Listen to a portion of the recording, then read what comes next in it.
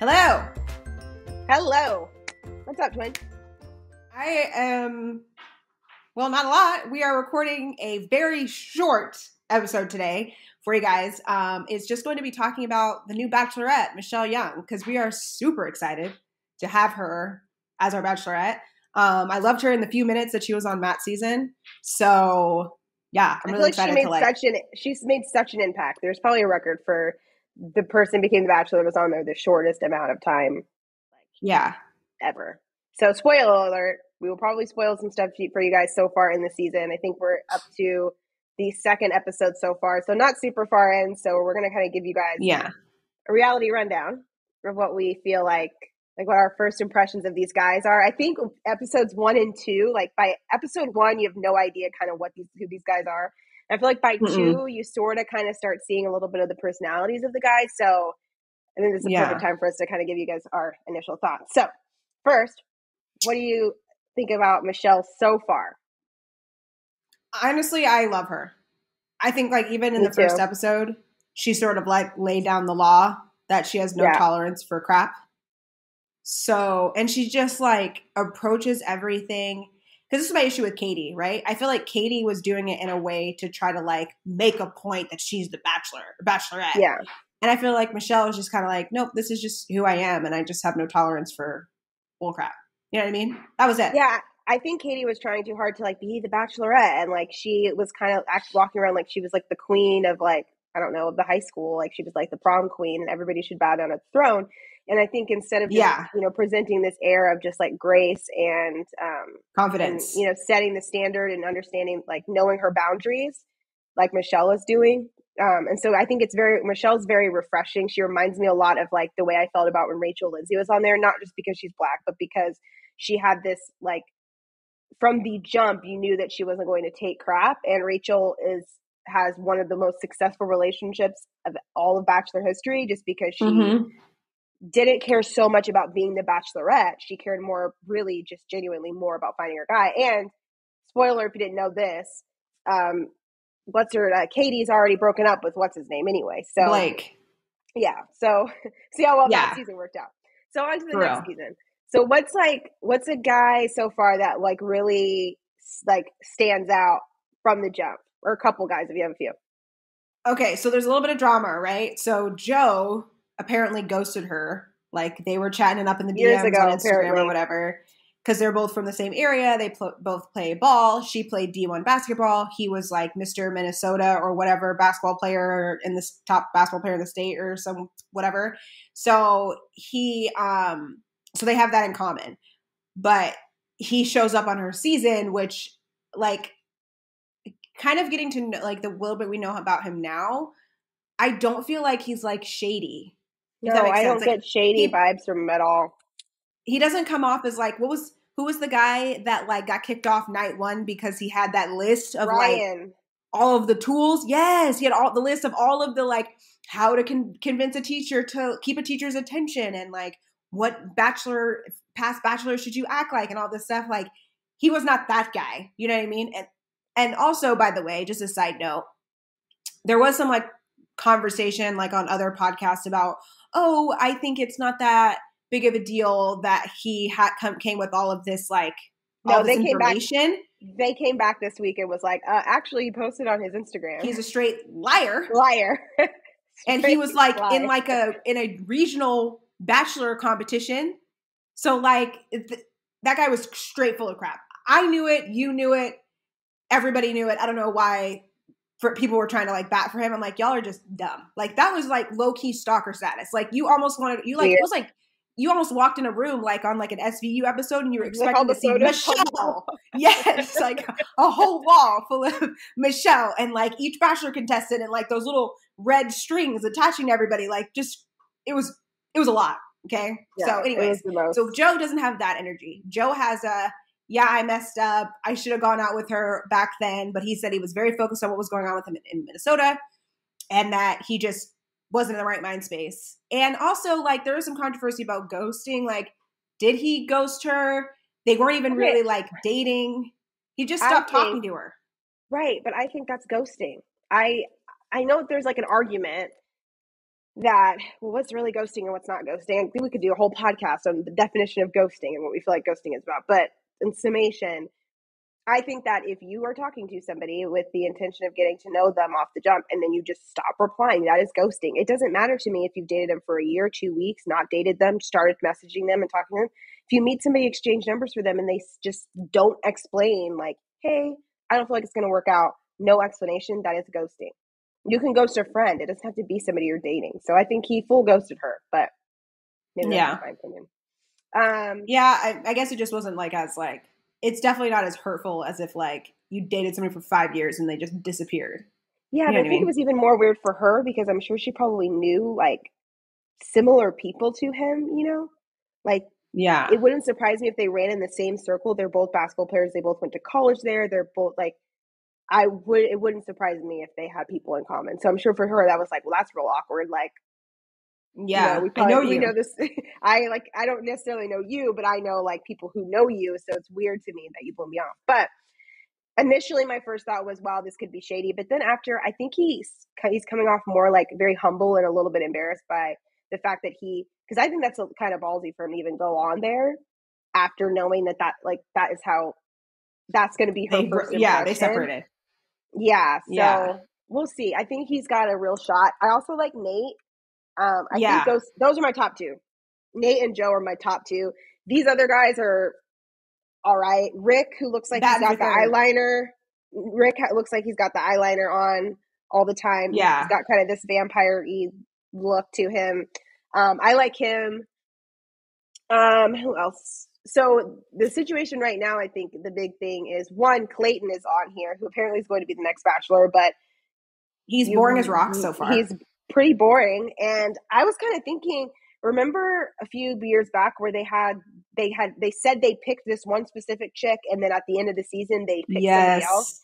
I really feel like I don't think they've started shooting Clayton's season. They haven't officially like announced him. Apparently it's like a, you know, inside the Bachelor lane. If you listen to enough Bachelor stuff, you know that he is supposed to be the Bachelor. But if we all decide as fans, the Bachelor Nation, that we don't like him, then he may not be the Bachelor. And I honestly think it kind of ruins it for me because like the whole time watching him, it's like, well, you're about to be gone. Like, why do I care about your journey with her at all? I don't care about your journey. It doesn't allow us to like kind of really get to know him and like him because we're like, well, she's not going to pick you anyway. So I don't want to like you because she's not going to pick you. If I'm being honest, I feel like Nate would make a better Bachelor than freaking Clayton. Okay. Like Clayton is so boring. Who do you think Nate looks like? Chris Brown. Oh yeah, that's what I said. Just like him. He looks like he could be related. Yeah, like when I first saw him, I was like, "Whoa!" And he's tall and skinny too. It's like super weird. Blake and I both said that. He was just like, I was like, yeah, he does. Who else? Peter. So I thought Peter was annoying from the beginning. The pizza guy. Peter the pizza guy. He just chucked the pizza dough in the air. Like he didn't even try to like spin it. He just like tossed it. So I just looked at where he's supposedly from. He lives in Florida. I don't know, in my head and from his accent, I thought he was from Jersey or New York. Yeah. It says he lives in Florida. Maybe he moved there, but he can't like follow directions or cook because he completely failed the science experiment. He can't toss a pizza. He is like hot-headed and like he came off annoying and hot-headed to me just from the beginning, but I think the second episode just confirmed what I already thought, which this dude's about to be really annoying and hot-headed and like self-centered. I think narcissistic was a little bit of a push, but I do think he's annoying. Except that cut to him talking in his ITMs and he kept saying, it's all about me. Like, he kept saying about me like 5 times. I'm like, sir, like maybe you aren't like diagnosably, like, is that a word? Diagnosably? Maybe you are not diagnosed as a narcissist, but you have some more narcissistic qualities than the average. Now, most of the guys on here are probably narcissistic. You have to have a certain level of like confidence in yourself to be on here. Talking about narcissist, Jamie is high on the list of narcissists. So I am confused as to why she likes him so much because when I saw him, I think he's giving off some real strong chocolate Luke P energy. Yes. I do not understand. So I'm looking at his photo right now and he's in like like what some looks like African robe. Yeah. Yeah. Robes, which again, like, it just surprises me. I did feel him on his story about his life and his family and his mom. Yeah. I thought that was a nice moment. I felt like I was a little bit disappointed that he was kind of an instigator of like some unnecessary drama. I think that it would have been better look for him to just directly have that conversation with Michelle and just not talk to the guys about it at all. I also thought it was a little bit wimpy of the guys in general to not say anything to Michelle when she straight asked them, like, right? Hey, does anybody have any thoughts or anything they want to say? And they all just sat there silent. I'm like, you guys are all weak. But I think that's the same thing when Tayshia was like, nobody wants to pull me. Like, I think some of the guys are like, shit, was she really? Well, because so I think it was, I think it was the guy. I'm trying to look for his photo over here. Malik. I think he was one of the guys standing there. Yeah. When Jamie was talking about it, and he was like, "Oh, he's like, yeah, man." But Malik was like, "Dude, I don't care. Regardless, like, who cares?" Yeah. Can we just talk about also, as like Southern California people? I bet you that the guy that Malik and Jamie know each other because they're both from San Diego. Oh yeah, I bet you they do know each other. They did seem very. I bet they know each other. Yeah, like there's quite a few people. There's a lot of guys that are from the same. Yeah, like Daniel is from Austin. He's an Austin firefighter. I promise you, he probably knows Nate. Yeah, like they probably saw each other at casting. Yeah, they saw each other at the casting or on 6th Street or like in the Domain somewhere. There's no way they don't know each other. There's quite a few people from Texas in general. There was a Houston guy. I guess he's gone. Dallas. 2 Austin guys, 2 San Diego guys, Rancho Cucamonga, San Jose. Like, there's a lot of people from the same area this season, which I did find a little strange. Yeah. So if you're gonna pick top 4, who are your top 4? Okay, Joe, Nate. I feel like, unfortunately, Jamie's probably going to be in the top 4 or 5. Rick, I think, is up there. I think that's 4. None of these other guys, I'm looking at them right now, are really piquing any interest.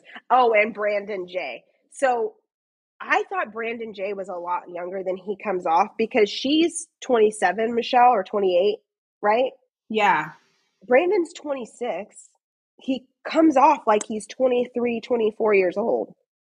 Who's the guy that has the kid that raised his sister or brother? I can't remember who that is. I don't know. I don't remember who that is either. Okay, well, my top, I obviously think Joe and Nate, like, they're top 2. The other 2, I think Romeo might sneak in there. And I think Clayton is going to be in the top 4. Otherwise, it makes no sense as to why they picked him. Like, it makes 0 sense. Like, he must come like real dark horse status because otherwise that doesn't make any sense. So those are my top 4. So we'll see how it goes. I mean, I think so far it's going to be a really good season. I think that, Michelle's been doing a great job of already holding the guys accountable, already setting her standards, doing all the things that we love Bachelorettes to do. Do we miss Chris Harrison? No, I don't miss Chris Harrison on The Bachelorette. I think that the girls are doing fantastic. I think that everybody's kind of talking about it as this gal pal energy. I like it. I think it works great. As a girl, it's nice to have other girls there that have gone through it, that you can talk about the guys too, get feedback. Like, just, I feel like that's a comfortability about it. I don't think it's going to be necessary on The Bachelor, but for The Bachelorette, I like it. Yeah, I agree. All right, so I think that's going to cover it. Just a little taste, a little bite of what we think about the season so far. We are probably going to do a good long episode, probably just at the end of the season, to talk about all the dramatics that have happened. So tune in to the next installment of our podcast, and we will chat with you guys soon. I'm Ashley, that's Amber, and we'll see you guys